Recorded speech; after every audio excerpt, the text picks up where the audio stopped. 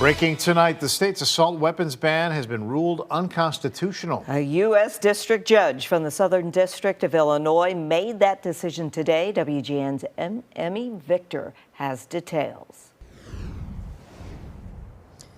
Well, hi, Jackie and Ray. This is a decision that was passed down a few hours ago in an Illinois courtroom, and it's already receiving reaction from people who support it, as well as people who aren't quite on board. People on both sides of this debate find criminal violence, mass murder, all of these things to be abhorrent.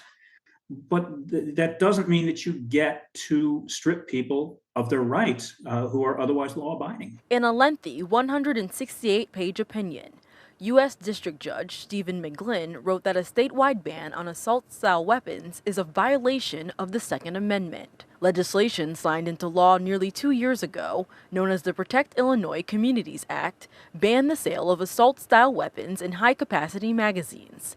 It also banned a number of rifles and handguns.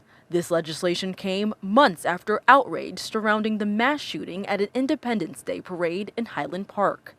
Dan Eldridge, who owns a gun shop in the Chicago area, says the ban has impacted many businesses. For some, it's devastating. There are members who are down 50-60% in sales and have had to lay people off, people who have moved out of the state with their businesses. The Illinois Attorney General's office has filed an appeal. Eldridge says this process could go on for months. They will probably be granted an emergency stay, and then it will go back to a 3-judge panel that found against us last summer. Local gun safety advocates expressed confidence in an appeal in this process. In a statement, a member of the Gun Violence Prevention PAC says, "I believe the Court of Appeals will almost certainly extend the stay until the outcome of the appeal."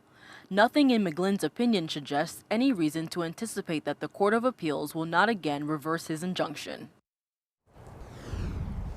And as far as what's next here, Eldridge says he expects these hearings to continue into January and February, with a potential decision being made in April or May. Reporting live in Chicago, Emmy Victor, WGN News.